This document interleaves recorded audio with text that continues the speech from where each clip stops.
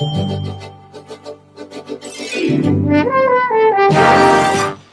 back on our program, Jones and Company, and once again we're speaking with Mr. Elsworth Johson, a former cabinet minister and an attorney in our country. Mr. Johson, in our last segment, I asked you a bit about the relationship with you and the former Prime Minister and the current leader of the opposition, given the fact that you've been ratified as a candidate now in the Pintard-led Free National Movement, and you previously served in the Minnis-led Free National Movement. You know, in I believe it may be Act 3 or 4 of Shakespeare's Julius Caesar.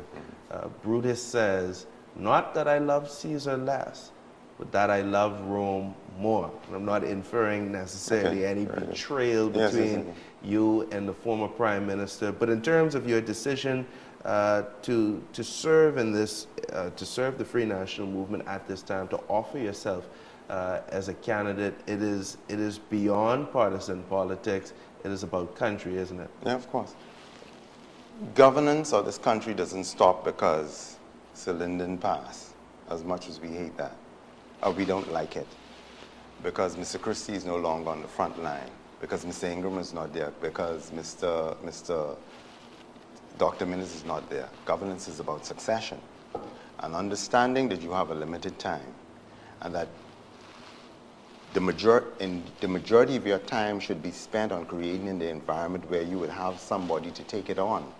The Constitution of the Bahamas is a living document, and it continues to live and breathe. And it requires a government of the Bahamas that is opposition and the majority. You don't want to live there forever.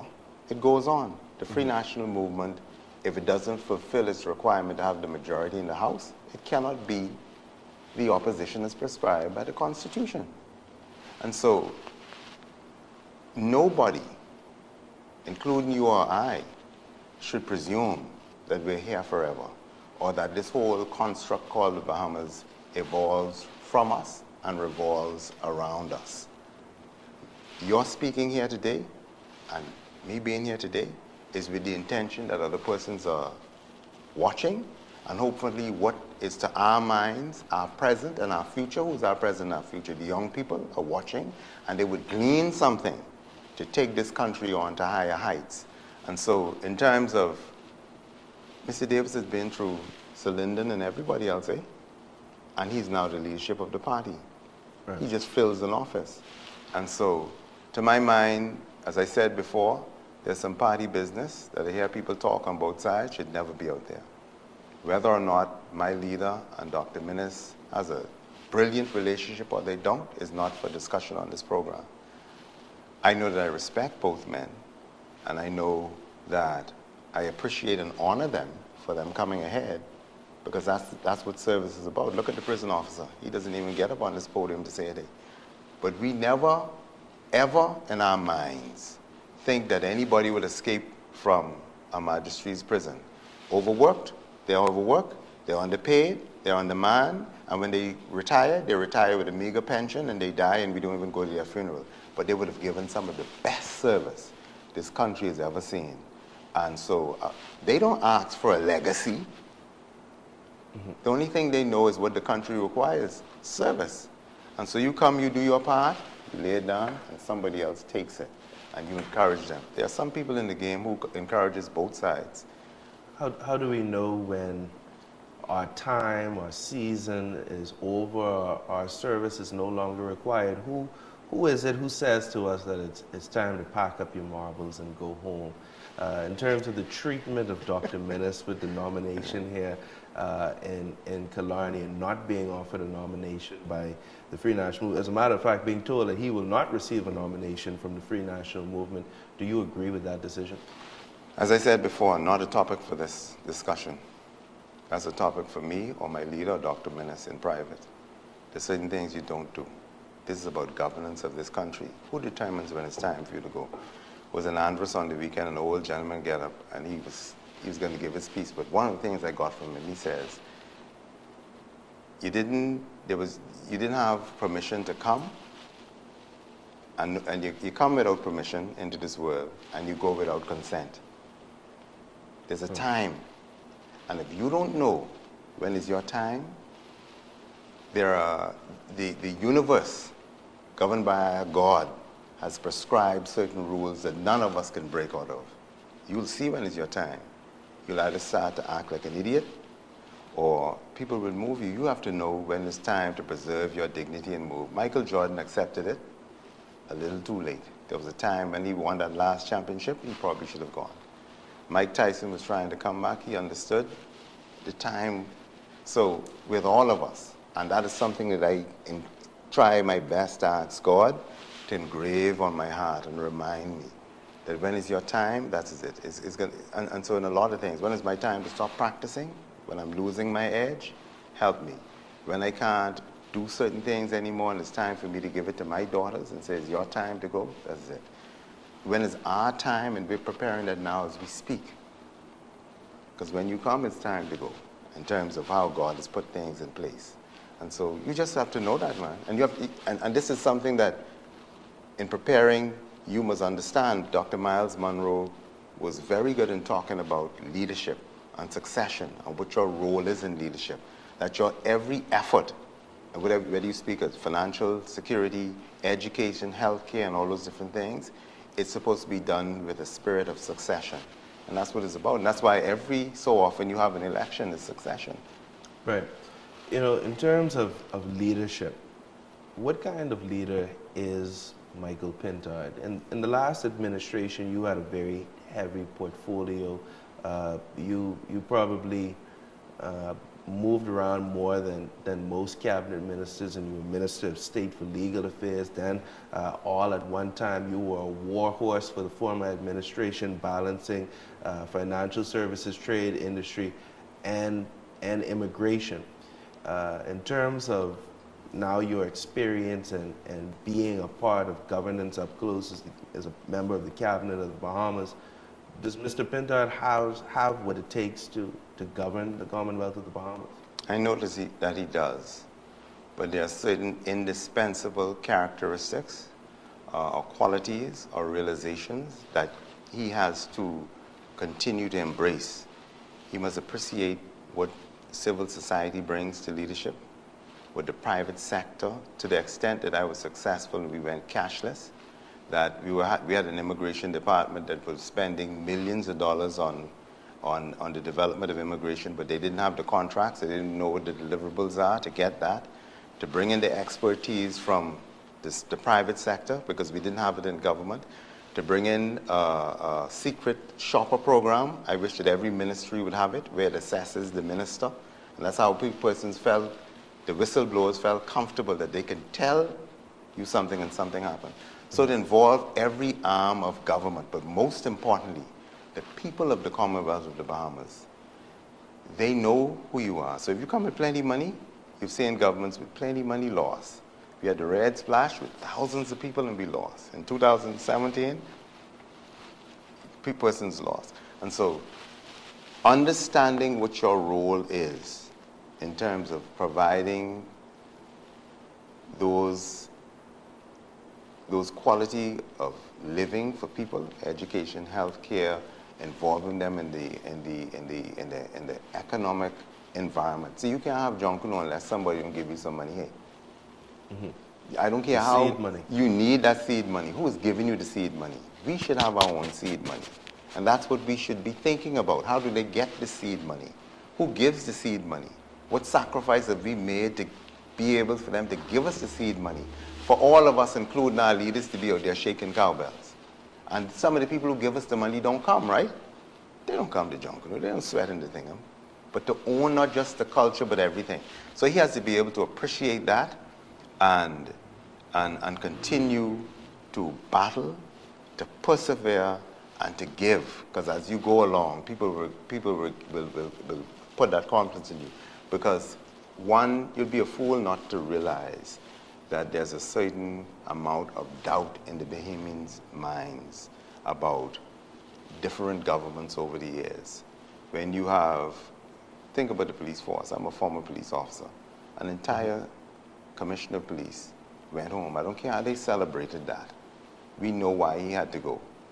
a minister of national security saying that there are tons of drugs in this country, an immigration system which I know from speaking, and I think Minister Bell has admitted that we have a crisis, but it's a national security crisis.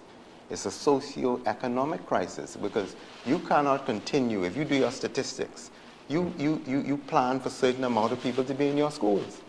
But if you have hundreds of people coming across the border and going into your schools, where will the Bahamians go? If you have hundreds coming and going to your hospital, have you budgeted for that? If you have hundreds of people coming and using your social welfare system that you don't have the taxes for, have you budgeted for that? So you see how it creates a whole dynamic in terms of when I say there's a socio-economic crisis. Nowhere you go around the world you could just come and participate. You have to contribute to it. Right. That's the science of it. And so in terms of national security, with what is happening around the world, we cannot afford at the crossroads of Latin America, Central America, North America, Europe, Africa, to have everybody. Suppose somebody comes in and does something. I'll give you a good example. There's this lady that I celebrated when I was Minister of Immigration. When the guys from 9/11, they were trying to come into the Bahamas, and I wish that they would honor her. She was at that immigration point and turned those people around. Let's just say they were able to get into the Bahamas and make a sell. You think that the United States of America would have just talked to us? Ships would have pulled off coast, and they was coming on board, on land, to check out to see what's happening. Mm-hmm. And so we need to pull it together, to understand where we are with a spirit of succession, to go ahead. And so this is where I am today. Right. So this situation in terms of the Shantytown issue, in terms of the immigration issue in our country, you believe that these are both crises? Of course they are.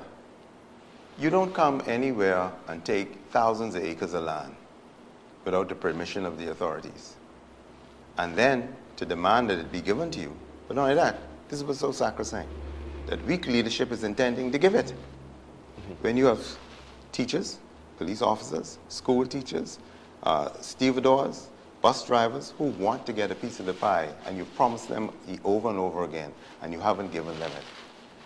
Not only that, think about this.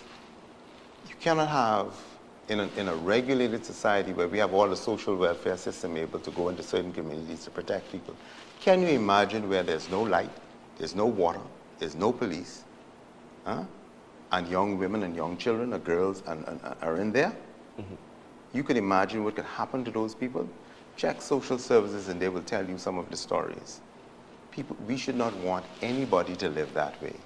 Right. And so it has to be, and this, I remember, and it hasn't been, someone said to our leadership, if you don't check what's happening now, in the very near future, you will not be able to deal with it. If you go to Latin America and Colombia, you see the unregulated buildings. Mm-hmm. The collateral damage to go in, to get the drug dealers or the cartels out there, you'll kill so many people. Right. And so the very same thing, and we know, and our security forces know, that what's happening in those communities shouldn't happen. And you should not be able to get free light, free water, and nobody should be in this country that we didn't know. That's why we were moving by September of 2021 to be able to have all applications made online, and you pick them up somewhere else. Not only that, you need in this country where you're using biometrics. Anybody going to the US, you have to give your fingerprint right. And you have to give a facial record. They have that now. You got some young guys who could provide you with that very easily. Because you need to know when a guy switches his name. I had a very prominent Bahamian who was rowing me about and I'm hoping that he's watching, about a lady that was working for him. And we checked it out. When we checked it out, she had about 4 or 5 different names. You can't have people go in your graveyard. Mm-hmm. One of the things we'd intended to do, and I'm hoping that they're doing it now, is to scan every record in immigration into readable form. Scan them in. You would know how many Mr. Jones, how many Christian Jones is around here. You would know that there are people who might be making work permit applications in your name, and you don't know about it. That's why we started to ask Bahamians if we want your passports, we want all these different things, because we have to sample it and check. The level of fraud is incredible. But Mr. Johnson, and Dr. Minna said in his concession speech after the election, he said that the PLP and Mr. Davis will have 2 issues to focus on: the continued fight against COVID-19 and the restoration of our economy. Now, I believe in this coming election, the economy will be the #1 issue. You may agree or disagree with me. I believe that immigration will be the #2 issue. And this is not because immigration is a new issue. Immigration has been an issue in our country over successive administrations. But there are things that Bahamians are alive to now in terms of some of the issues we've mentioned. Thousands of acres of our pine barren being taken over, irregular communities being placed in them. My come to Jesus moment in terms of the immigration issue, and I was in law school at the time. But I remember after Hurricane Dorian, I was watching a press conference that President Trump gave on the lawn, on the White House lawn, right outside of Marine One. You could hear the helicopter blades going, and it's kind of hard to hear him, but they brought the microphone up to him, and they're asking him about people from the Bahamas after Hurricane Dorian who were trying to go to the United States, at least in the initial aftermath, to get shelter and food. And he says that a decision has been made that no more people from the Bahamas are coming to the United States. And the question was asked, why? And of course, there's been this albatross around Mr. Trump's neck in terms of how he deals with race issues. And he said it was because there are people in the Bahamas that they do not want coming to the United States of America. He said, we have no problem helping the Bahamas, but there are people in the Bahamas that should not have been there from the beginning, and we don't want them coming to the United States of America.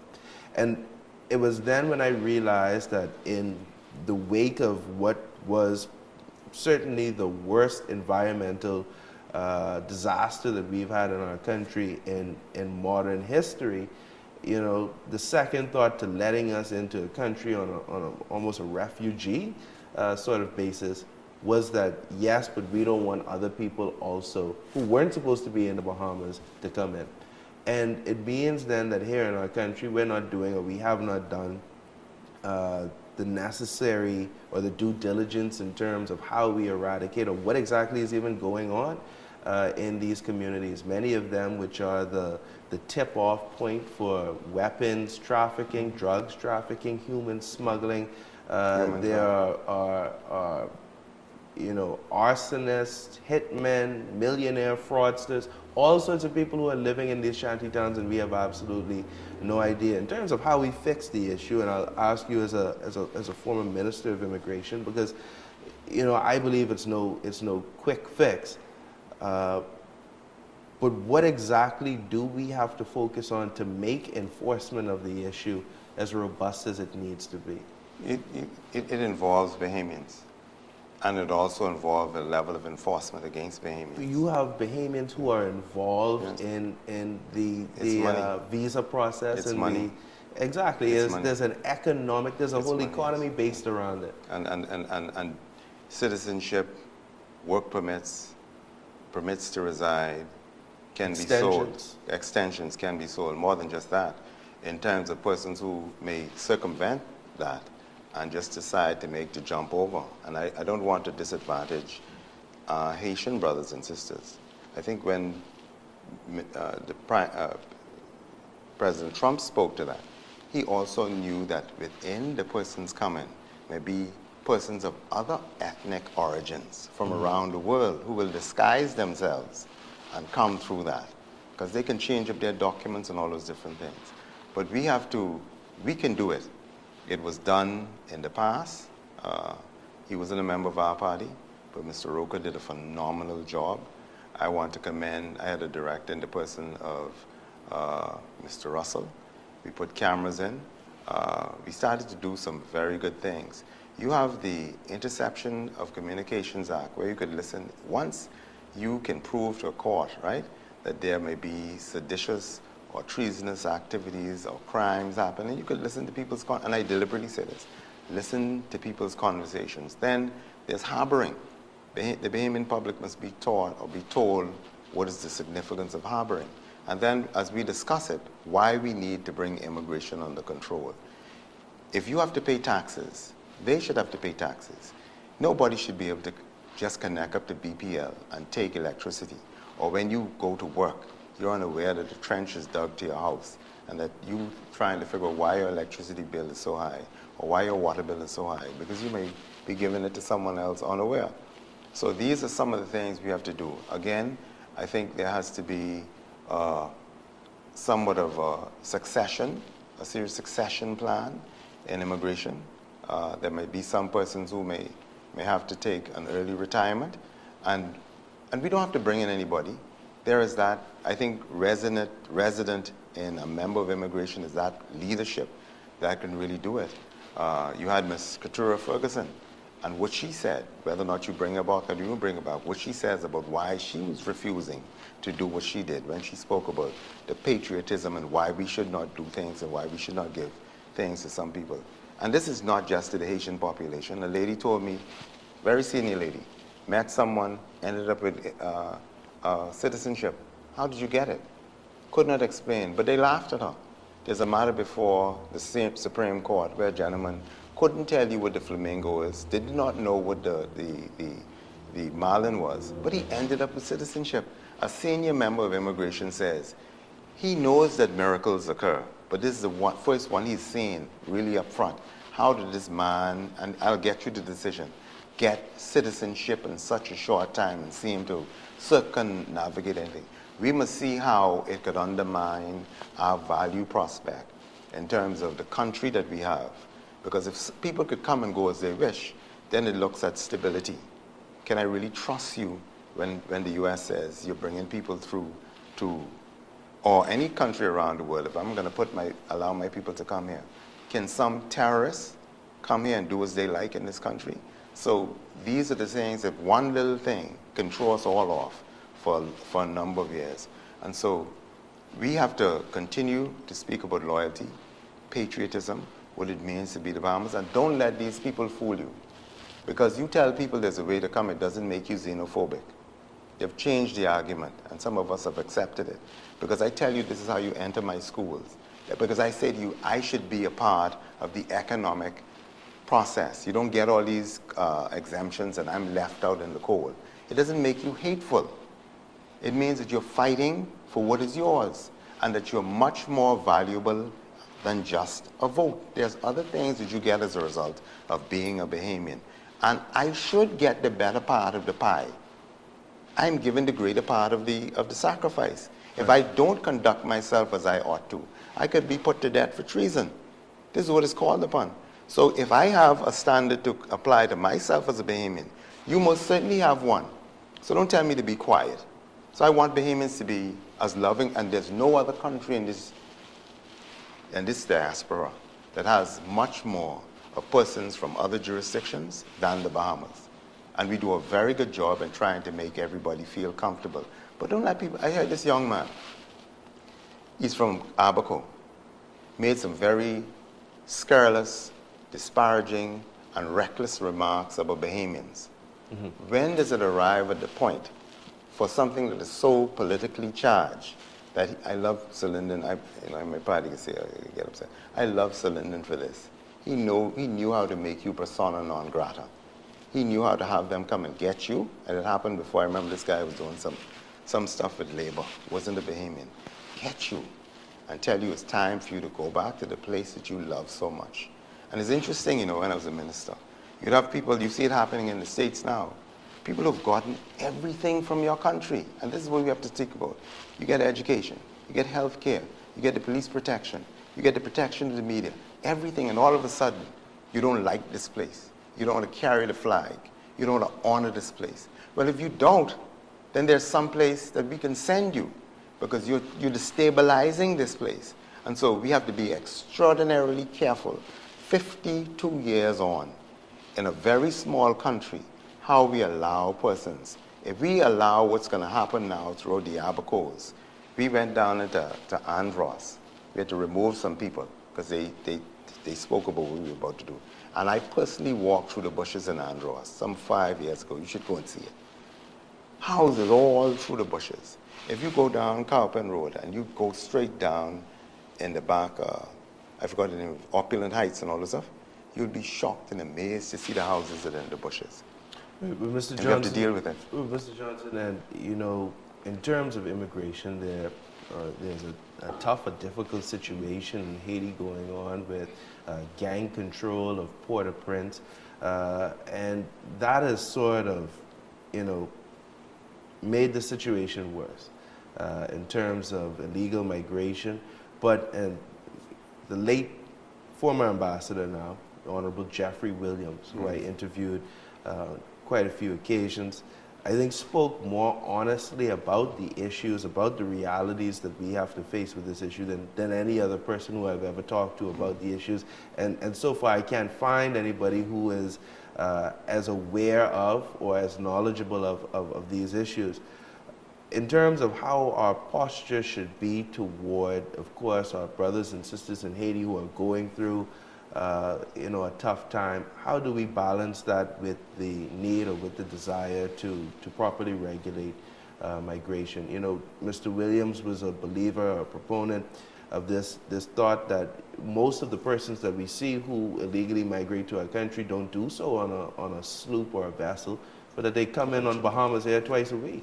And more than, I don't want our conversation to just consist beyond Asian nationals. You have Indians, you have persons from the north, you have Latin Americans, you have a number of different ethnicities that are here and may not be contributing as they ought.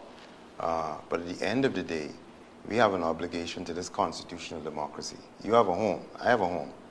I'd be a fool to bring 100 people into my house. I don't have the water, the light, and not the temperance for that. At the end of the day, you have to preserve yourself. So there's a point where you have to think about self-preservation as a country and as a people.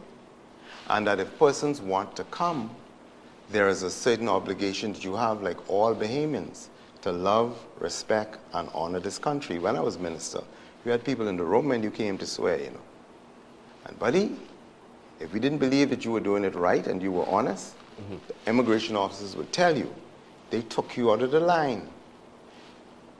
Dame Janet Boswick said, you must guard this jealously. This is a country. And so in governing it, yes, you must have a heart of temperance, of love, and all those different things, but you must not be foolish. I'd advise you to listen to a sermon by Mr. Billy Graham saying you must not be kind to anybody. They will use you. They will abuse you. And he even include Christ in that. And so in terms of how we run this country, there's an obligation we have to country. There's a regional obligation we have to preach the message that Haiti, let's start with Haiti.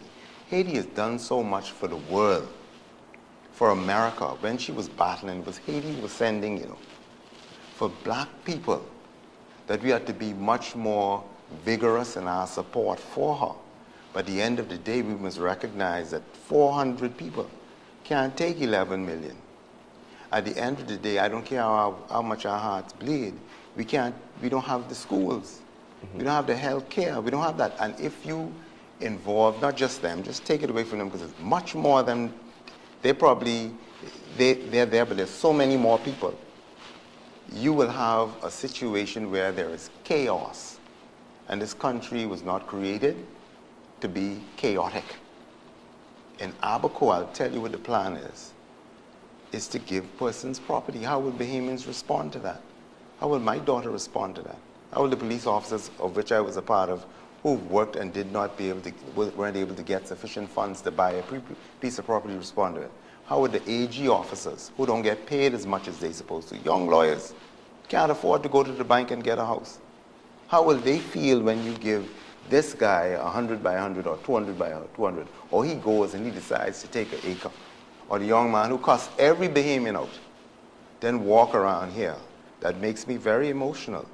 And it causes words to come to my mind that are not encouraged by the Holy Ghost. And who walks around here as if he owns this place. Yeah. So Lyndon gave, those straw vendors gave, they sacrificed for this place. And if you want to come here, yes, we will welcome you.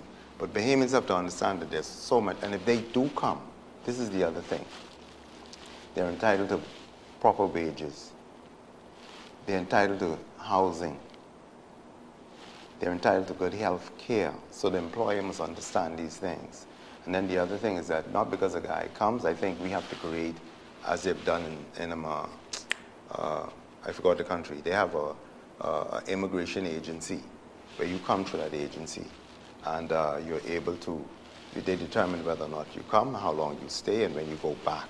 Right. You saw it with the contract. Some people got around it, but in terms of how we bring people in this country to work, you don't turn up today to say you want to work. You're only paying sometimes minimum wage, and then all of a sudden your wife, your children, your uncle, your aunt, everybody's here, and where are they? They don't have any place to stay. And then you come to say social services must do something for you. And the Bahamian can't do it. Think about this, Brother Jones, and I'm going to be quiet. You know how many Bahamians' houses are out on the market for sale? And when the court gives an order for them to come out of that house and that house to be sold, the government don't go and find them housing. Mm-hmm. When they go to the magistrate's court and they're evicted from the landlord's place, right, the social services isn't there to get them housing. Bahamians are treated that way. But there's a double standard. And these are some of the things as we build the Bahamas that we're going to have to address.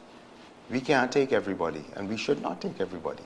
But if you do come, right, say what you want about Mr. Trump. If you do come, you can't be, I saw a guy going on 4 felonies, and he's thinking about committing some more. And you want to stay here? Right. No, I'm going to send you back. And all of Haiti isn't in an uproar. No. People are still going there for vacations. Don't let them beguile you or well, I know they can't do that to you. People are still landing in Haiti. Mm-hmm. Bahamas has increased its flight. You think they'd fly down there if they know they couldn't land? And people are going down and celebrate. And the other thing we have to deal with is, I see it happen in the U.S., how freely people are able to export funds from this country. If you come here, you have an obligation to build here too, and to try and to build up here, not take every last dime and send it out. And so these are some of the things in our civic classes, as we be humane, as we be loving, as we continue to support our brothers and sisters. I like when you start to talk with the writers. C.L.R. James, Franz Fanon, and some of the more prolific writers in the post-colonial, we're still in the post-colonial, we're in the recolonialism time, because they're recolonizing and doing what they want. But how do we develop as a people so that at the end of the day, we get the better part of the cut? Mm-hmm. and appreciate that it's not wrong to have the better part of the cut, because your forefathers, and we built, and anybody wants to come to assist in building it, if they become a citizen, let's say if a teacher comes, he spends about 30 years, you saw all the people who graduate from high school, he becomes a citizen, he's a part of the cut. He's deserving of it. But we have to be sensible. This is not about us, this is about a country. Right. Well, Mr. Johnson, we've come to the end of our program, but I love how we started and ended on the basis or on the topic of civics. Yes, sir. Even in talking about immigration, talking about the need or the desire to get more Bahamian civic-minded in terms of how they approach all of these different topics. Yes, sir. So thank you very much for joining me on this program, and I hope you'll join me again soon. And may God continue to bless you, my brother. Thank you. All right. You too. Okay. And thank you, ladies and gentlemen, for tuning into our program, Jones and Company. Have a good night.